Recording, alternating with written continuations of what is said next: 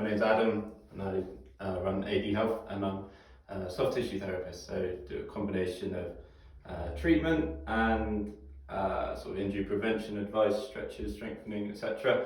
So Runaway guys have asked me to put a couple of videos together. The first one for sort of pre-run and then the second one for post-run. So this is the one for before you go running. So yeah, there's lots to it. Obviously I'm doing my bit, but you've got Tom, Kate and Barbara doing their bits as well. There's lots of things to keeping the body working as effectively as we want and trying to reduce injuries. So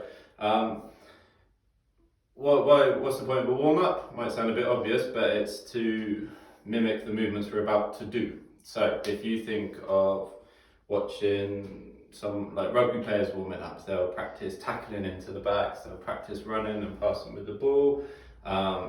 The forwards will practice doing a scrum.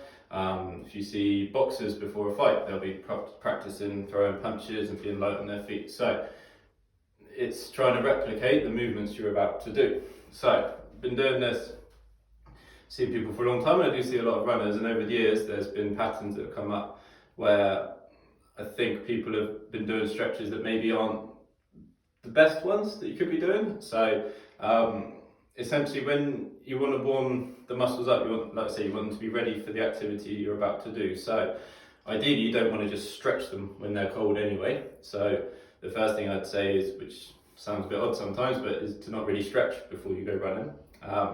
But I want to talk about the ones that maybe are least effective and the ones to probably try and avoid. So if we start from the top and work down, lots of people want to kind of stretch their neck or roll their neck and everything, but with running, you're running forwards in a straight line. You don't need to do anything with your neck, whereas like maybe a boxer does. Again, let me keep going back to boxing. Another one that lots of people do is the tricep one, but again, we're not about to do that kind of movement. You're about to go running in a straight line. So again, you're stretching a muscle that's cold and not one that actually needs stretching.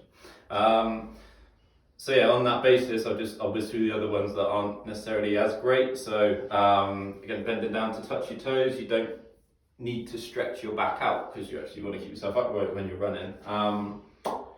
The hamstring one, when people put their legs on the side, you're not about to go and do that movement. The same with a calf stretch and groins. Lots of people do a groin stretch, but you're about to run forward. You're not doing anything where you're stretching the groin. So any stretches you do need to be relevant to the activity you're doing, but also the stretching normally happens afterwards when the muscles are already warm and have been used.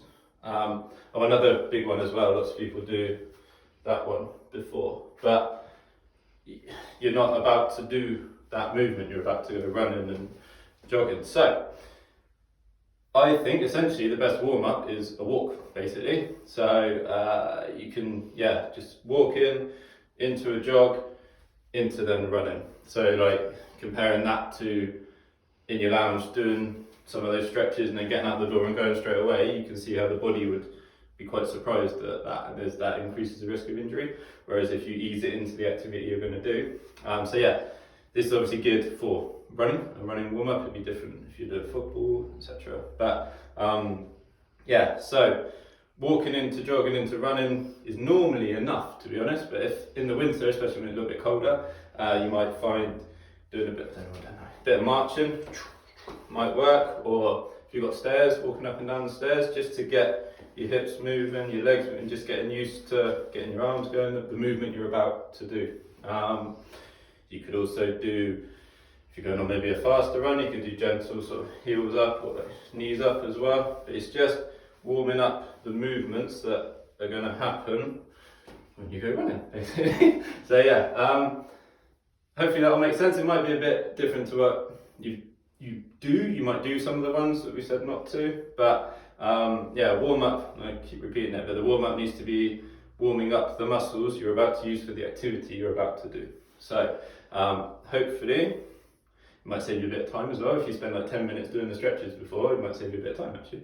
But yeah, stretching is really important afterwards, but we're going to do another video for that, and also about the foam roller and things as well. So hopefully that's covered everything for before you run.